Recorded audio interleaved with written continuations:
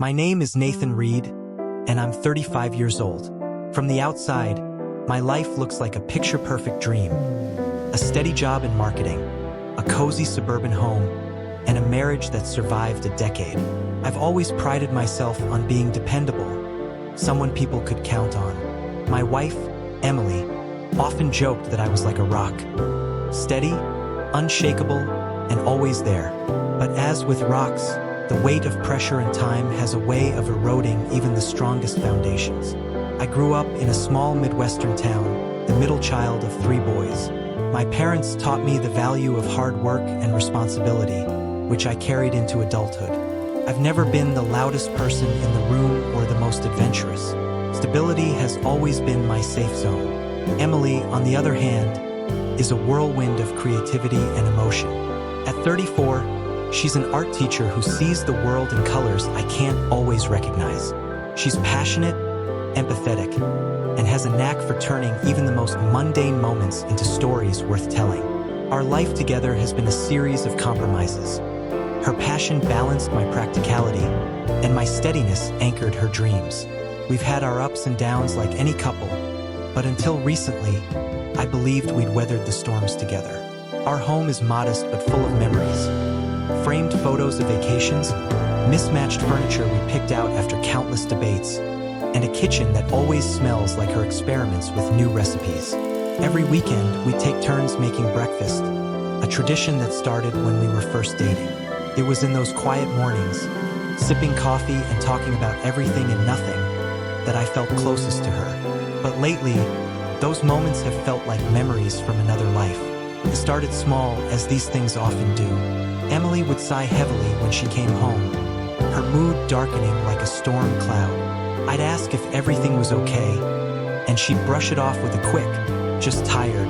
First, I didn't think much of it. Everyone has bad days, right? Then came the little criticisms. "You forgot to take out the trash again, Nathan," or "Why can't you ever just listen instead of offering solutions?" Her tone wasn't angry, but there was a sharpness that hadn't been there before. I began noticing her withdrawing. She spent more time scrolling on her phone or disappearing into her art studio, leaving me to fill the silence. I told myself it was just a phase, stress from work or one of her creative slumps. But the distance between us grew, and with it, an uneasy feeling I couldn't shake. One evening, the tension boiled over. Emily was running late for dinner, and I tried my best to make her favorite pasta. When she walked in, her face fell. "You used the wrong sauce," she said, barely looking at me. "I thought this was the one you liked," I replied, holding up the jar. She let out a short laugh, but there was no humor in it. "You don't even know what I like anymore." The words stung, sharper than I expected. I wanted to argue, to point out that I'd gone out of my way to make her happy, but the defeated look in her eyes stopped me. Over the next few weeks, her frustrations became more frequent and specific. "You never plan anything romantic anymore. I feel like I'm the only one who cares about this house. Do you even notice me?" Her words were like arrows, each one piercing deeper. I tried harder, cleaning, cooking, surprising her with small gifts, but nothing seemed to be enough. Her accusations played on a loop in my mind. Was I really so thoughtless? Had I become complacent in our marriage? The more I tried to fix things, the more they seemed to fall apart. One night, as I lay awake beside her, staring at the ceiling, I whispered, "Emily, do you still love me?" She didn't answer right away. When she finally spoke, her voice was barely audible. "I don't know, Nathan. Sometimes it feels like we're just going through the motions." The weight of her words crushed me. I'd always thought of love as something solid, unchanging. Hearing her doubt, it felt like the ground beneath me had shifted. The weeks that followed were a blur of arguments and cold silences. Emily began spending more time away from home, claiming she needed space to think. I tried to give her that space, but it only deepened the void between us. One Saturday, I found myself in her studio, hoping to feel closer to her by being in her space. Among the scattered brushes and half-finished canvases, I noticed a journal on the desk. I knew it was wrong, but curiosity and desperation got the better of me. Inside, Her words cut deeper than anything she'd said aloud. I feel so alone, even when Nathan is right there. It's like we're speaking different languages. I blame him for so much, but maybe it's me. Maybe I've changed too much, or maybe he hasn't changed at all. The journal confirmed what I'd been afraid to admit. Our marriage wasn't just strained, it was breaking. The days blurred together as Emily and I continued to drift apart. Each morning, I'd wake up with a knot in my stomach, wondering what version of her I'd encounter that day. Would she be distant and silent? Or would the smallest misstep ignite another argument? The constant guessing game wore me down, and I could feel my patience fraying. One evening, I decided to try again. I set up the dining table with candles and her favorite wine, hoping a surprise dinner might rekindle something, anything. As she walked in, her expression shifted from exhaustion to annoyance. "What's all this?" she asked, dropping her bag by the door. "I thought we could have a nice evening together." "Just the two of us," I said, forcing a smile. She sighed, pulling out a chair. "Nathan, I'm tired. I've been on my feet all day. Can't we just eat like normal people?" My heart sank. "I just wanted to do something special for you, for us." She didn't respond, instead reaching for her phone and scrolling absent-mindedly. Something inside me snapped. "Do you even care anymore?" I blurted, my voice louder than I intended. Her head shot up, her eyes narrowing. "Care? Nathan, I'm the only one who cares. Do you know how exhausting it is to carry everything while you just exist?" Her words struck like a slap. "What do you mean, just exist?" "I work hard every day to keep this life together." "Exactly," she shouted, standing up. "You work hard at everything except this marriage. You're so busy being stable that you don't even see me anymore." Her voice cracked on the last word, and for a brief moment, I saw the hurt behind her anger. But the moment passed as quickly as it came, leaving only silence between us. That night, I lay awake, her words echoing in my mind. "You don't see me anymore." Was she right? Had I been so focused on maintaining our life that I'd stopped paying attention to the person I was building it with? I started questioning everything. Had I been a bad husband? Was I too set in my ways? Memories of our early days together flooded my mind. How we talked for hours about our dreams. How I'd surprise her with little notes or flowers just because. Somewhere along the way, those gestures had faded, replaced by routines and responsibilities. I began noticing things I'd overlooked before. The way her laughter didn't reach her eyes anymore. The way she avoided my touch, flinching slightly when I reached for her hand. The way she always seemed to be looking for something I couldn't give her. One night, I caught myself staring at my reflection in the bathroom mirror, tears streaming down my face. "What's wrong with me?" I whispered to no one. Work became a refuge, a place where I could lose myself in tasks and deadlines. But even there, I felt the weight of my failing marriage pressing down on me. Coworkers would ask if I was okay, and I'd force a smile, offering vague reassurances. But inside, I was unraveling. The breaking point came on a rainy Saturday afternoon. Emily had gone out early, saying she needed to clear her head. Hours passed, and I sat alone in the living room, staring at the rain streaking down the windows. My mind raced with worst-case scenarios. What if she didn't come back? What if she was with someone else? When she finally walked through the door, drenched and shivering, I couldn't hold back any longer. "Where were you?" I demanded, my voice shaking. "Out," she replied curtly, kicking off her wet shoes. "Out where? With who?" She froze, her eyes narrowing. "Are you accusing me of something, Nathan?" I don't know what to think anymore, I yelled, the frustration spilling out. "You're gone all the time, and when you're here, you act like I don't exist." "I'm trying, Emily, but it feels like nothing I do is ever enough." Her face softened for a moment, then hardened again. "Do you think this is easy for me? Do you think I want to feel this way? I'm tired of carrying this relationship on my back while you just sit there, playing the victim." Her words cut deep, but there was something in her tone, a weariness that mirrored my own. "Then tell me what to do," I pleaded, my voice breaking. "Tell me how to fix this." She looked at me, her eyes glistening with unshed tears. "I don't know if we can fix this, Nathan. Maybe we've just outgrown each other." Her words hit me like a freight train. Outgrown each other? Was that even possible? I wanted to scream, to beg her to take it back. But all I could do was stand there, stunned into silence. That night, Emily stayed in the guest room, and I found myself sitting in the dark, clutching the journal I'd found in her studio.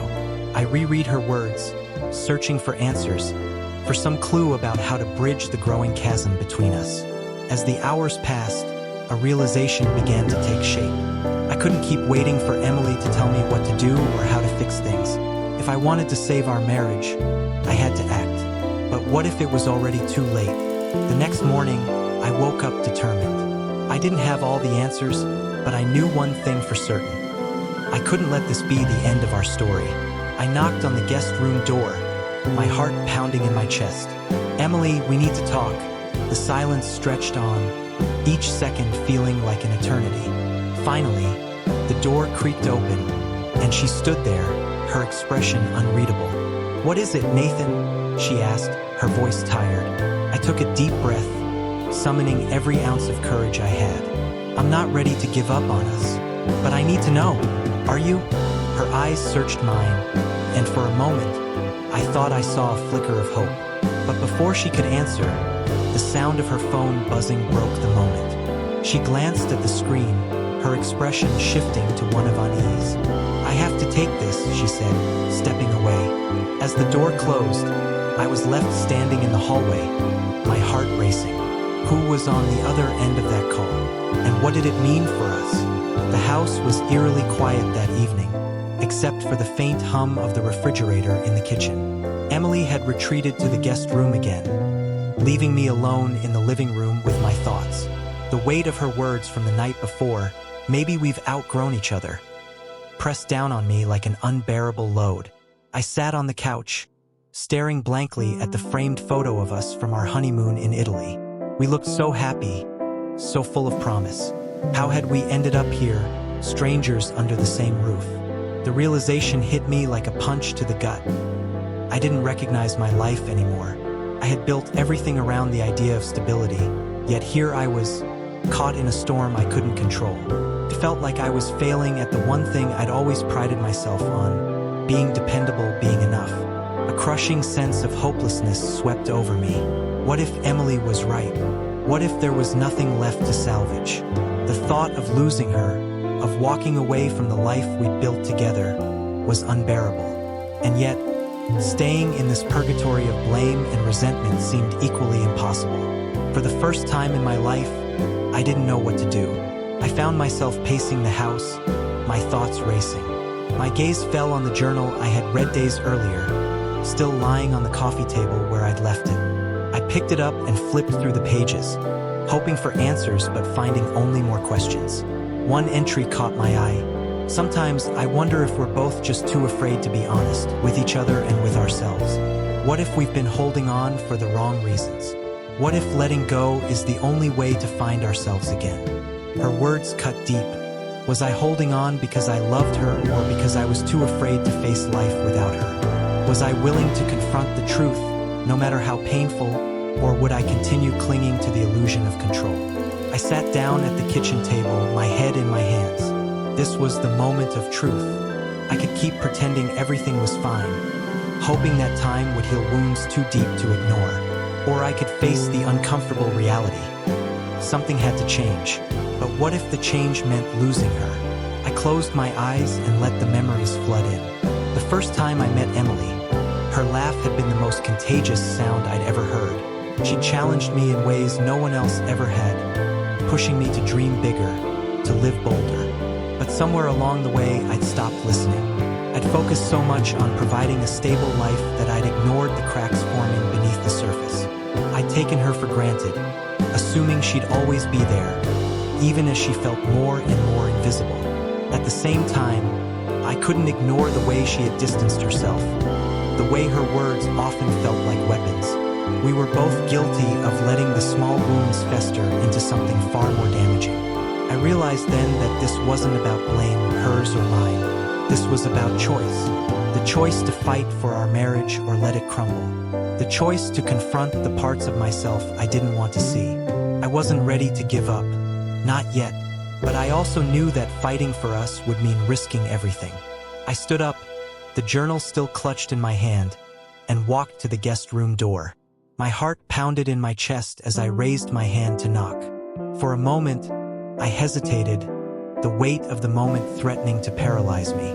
But then I remembered something Emily had written. What if honesty is the only way to heal?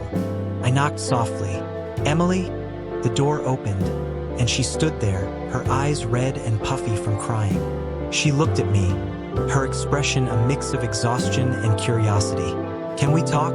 I asked, my voice trembling. She nodded, stepping aside to let me in. As we sat across from each other, I placed the journal on the bed between us. I read this, I admitted, my voice heavy with guilt. I know I shouldn't have, but I didn't know how else to understand what you were feeling. Her eyes widened, but she didn't interrupt. I've been so scared of losing you, I continued, my voice breaking. But I see now that I've been losing you for a long time, and maybe we've both been too afraid to say what we really need. Tears streamed down her face as she nodded. Nathan, I don't want to hurt you. I don't even know how we got here. I just feel so lost. Me too, I admitted, reaching for her hand. But I don't want to give up on us. I'm willing to do whatever it takes. Therapy, time apart, anything. But I need to know if you're willing to try too. Emily stared at me for a long moment, her expression unreadable. Finally, she whispered, I don't know if I can promise anything, Nathan, but I don't want to give up either. It wasn't the resolution I'd hoped for, but it was a start. For the first time in months, I felt a flicker of hope. We sat there in silence, holding hands, both of us knowing that the road ahead would be long and uncertain. But for the first time, we were on it together. The morning after our conversation, I woke up feeling different. Not lighter, exactly, but with a sense of purpose I hadn't felt in months. Emily and I had agreed to take things one step at a time, which meant starting with the basics. Communication, honesty, and space for both of us to heal. The first small change was instituting a weekly check-in. Every Sunday evening, we sat together. No phones, no distractions, and talked. It wasn't easy at first. Our words were hesitant, sometimes strained, but it was a start. For the first time in a long time, we were listening to each other. I also began therapy. Initially, it was terrifying to admit I needed help, but the sessions became a lifeline. My therapist helped me unpack years of bottled-up emotions, my fear of failure, my need for control, and the unspoken expectations I'd placed on myself and Emily. Emily sought help too, meeting with a counselor who specialized in relationship dynamics. Occasionally, we attended sessions together. Those were the hardest. Hearing her pain laid out so plainly was gut-wrenching, but it also gave me insight into the ways I'd hurt her without realizing it. I started making small changes at home, taking on more of the chores, planning thoughtful date nights, and showing her through actions, not just words, that I was committed to us. The weight in our house began to lift little by little. Laughter started creeping back into our conversations, tentative at first but growing stronger with time. I noticed how Emily's shoulders seemed less tense, how her smiles came more easily.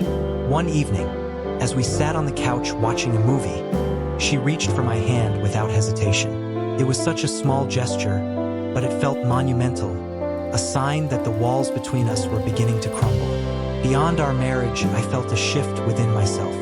Therapy helped me rediscover parts of me I'd lost along the way. The Nathan who used to dream, who wasn't afraid to take risks, who believed he was more than just the sum of his responsibilities. I started journaling, capturing my thoughts and emotions instead of letting them fester. At work, I spoke up more, volunteering for projects that excited me instead of sticking to the safe ones. I even signed up for a photography class, something I'd always wanted to try but never prioritized. It wasn't just about finding hobbies. It was about finding myself again. Our marriage didn't magically become perfect. It was still a work in progress, but the effort was mutual now. Emily surprised me one day by leaving a sticky note on the bathroom mirror. thank you for trying. I see you. It brought tears to my eyes. For the first time in what felt like forever, I felt seen. We started making new memories, like taking spontaneous weekend trips or trying out cooking classes together. It was as if we were rediscovering not just our love for each other, but also the people we'd become. Outside of our relationship, I noticed changes too. I felt more confident, more grounded in who I was. I wasn't just Nathan, the dependable husband. I was Nathan, a man with passions, flaws, and the courage to face them. One evening, as Emily and I sat on the porch watching the sunset, I found myself reflecting on the journey we'd been on. Do you remember that fight we had about the pasta sauce? I asked, a small smile tugging at my lips. Emily laughed softly, shaking her head. I was so angry, and for what? It wasn't about the sauce at all, was it? No, I said, squeezing her hand. It was about us, about everything we weren't saying. She nodded, her expression thoughtful. I'm glad we're saying it now, even when it's hard. I looked out at the horizon, the sky painted in hues of pink and orange. Me too. I've learned a lot about myself through all of this. I used to think being dependable meant never making mistakes, never showing weakness. But I see now that real strength is in being vulnerable, in admitting when you're wrong and trying to make it right. Emily leaned her head on my shoulder. I've learned a lot too. I blamed you for so much, Nathan, but a lot of it was my own fear and frustration. I'm sorry for the things I said, for the ways I hurt you. I kissed the top of her head, my heart full. We both made mistakes, Emily, but we're here now, and that's what matters. As the sun dipped below the horizon, I felt a sense of peace I hadn't felt in years. Our journey wasn't over, it never would be. But I finally understood that love wasn't about perfection. It was about choosing each other, day after day, even when it was hard. For the first time in a long time, I felt hopeful. Not just for our marriage, but for myself, for the person I was becoming and the life we were building together. The soft glow of the moonlight spilled into the room as Emily and I sat on the couch, wrapped in a comfortable silence. Her head rested lightly on my shoulder, and for the first time in what felt like years, the quiet didn't feel heavy, felt peaceful. I turned to her, my voice barely above a whisper. Do you think we'll ever stop learning how to love each other? She smiled faintly, her gaze distant but warm. I hope not. I think that's what keeps it real, the learning, the trying, the choosing. Her words lingered in the air, and I realized how true they were. Love wasn't the finish line I'd once imagined it to be. It wasn't about achieving a perfect balance or avoiding mistakes. It was about showing up day after day and embracing the messiness of it all. I thought about how far we'd come, the battles we'd fought, not just with each other but within ourselves. There was still so much work to do, so many unspoken fears to confront, so many dreams to chase. But for the first time, I wasn't afraid of the uncertainty. Life was never going to be perfect, but it didn't need to be. Perfection wasn't the goal. Connection was. Growth was. As I stared out into the night, a thought crystallized in my mind, clear and unshakable. Sometimes, the hardest battles we fight are the ones within us. And sometimes, those battles teach us the most about who we are and who we can become. Emily shifted beside me, breaking my reverie. What are you thinking? I smiled, pressing a gentle kiss to her forehead. Just that we've still got a long way to go. But I'm okay with that. She nodded, her eyes glistening with unshed tears. Me too. And in that moment, I realized something profound. The journey didn't have to be perfect. It just had to be ours. As the night deepened, I felt a quiet resolve settle over me. Our story wasn't over. In many ways, it was just beginning. And maybe that was the beauty of it.